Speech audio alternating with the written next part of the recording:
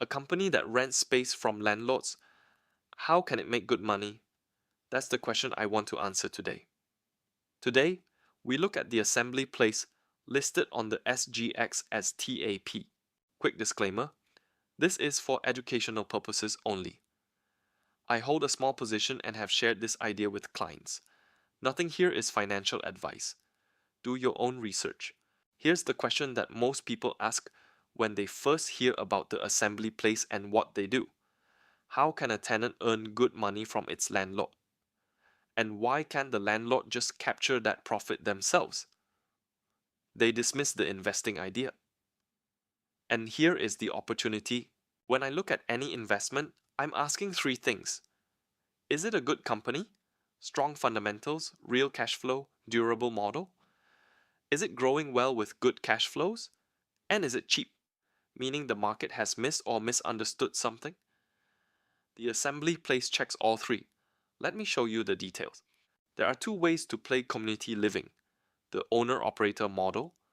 Think real estate investment trusts, which own the assets they operate. That brings balance sheet risk, debt, financing costs, and exposure to property cycles. We've seen how that plays out with the performances of real estate investment trusts. Then there's the pure operator model. The assembly place sits here. Think about how hotel operators like Marriott or Hyatt work. They don't own the hotels, they run them. The risk is occupancy, not debt. Everyone hears co-living and thinks WeWork.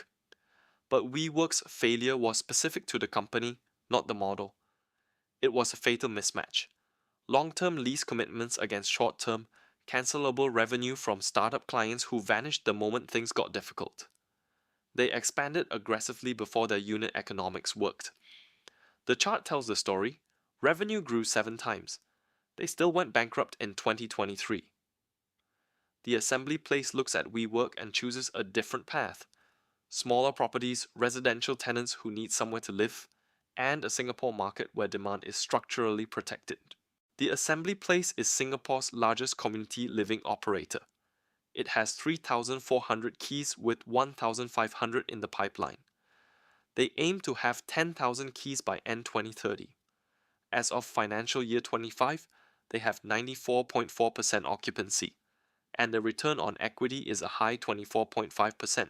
Its demand is structural and durable. The assembly place operates across 7 segments. Each of these is driven by policy or demographics. That's structural demand. They occupy a gap that most people don't think about. Hotels offer daily stays. HDB and private rentals are annual leases. Singapore law requires short stays to be at least 3 months. The assembly place owns that middle ground. Long enough to be stable, short enough to command a premium over annual leases. So why would a landlord hand over the keys? 3 reasons. Brand and scale. 94% occupancy across 4,100 keys is proof that the assembly place can fill a building. Expertise and tech. Running co-living at scale requires tenant management, community programming, and tech. Most landlords don't have this and don't want to build it. And the deal is clean for the landlord. Reliable rent, no operational headache. In exchange, the assembly place captures the operator upside. Here's what makes the alignment unusually strong. Eric Lowe, the non-executive chairman, holds 25.7% of the shares and is responsible for 61.2% of the assembly place's lease liabilities. He is the largest shareholder and the largest landlord. If the assembly place fails to fill his buildings, he loses both. Same for Apricot Capital. It holds 5.6% of shares, is also a landlord, and co-invests in joint venture projects. The assembly place's reported profit looks low. IFRS 16 forces companies to put all future lease payments on the balance sheet and creates a non-cash charge that drags reported profit down. No money actually leaves the business. It is purely an accounting entry. The real picture is in the cash flow. Free cash flow margin is 53.9%. Operating cash flow has been positive every single year.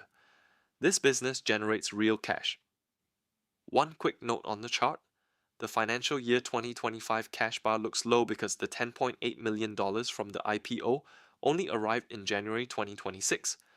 It does not show here. The business was not burning cash. Simple takeaway. Look at the free cash flow. The assembly place understands the occupancy risk. It commits to fixed lease payments and earns variable income from tenants. If occupancy drops sharply, costs stay fixed and margins compress.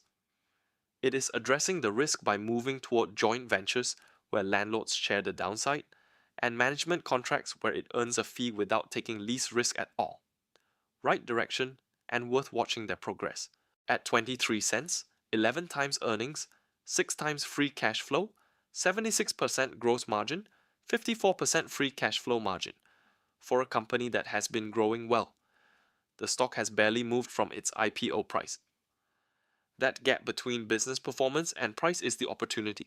Two analysts have initiated coverage after their financial year 2025 results, with target prices of 36 cents and 35 cents.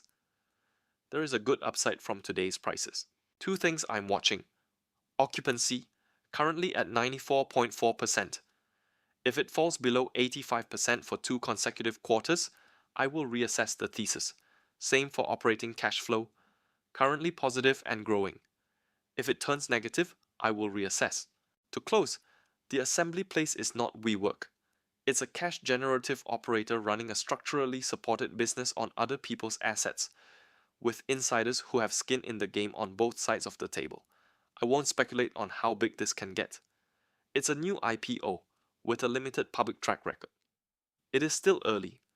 What I can say is that the business model works, it is growing well, and the cash flow is real. Do your own research.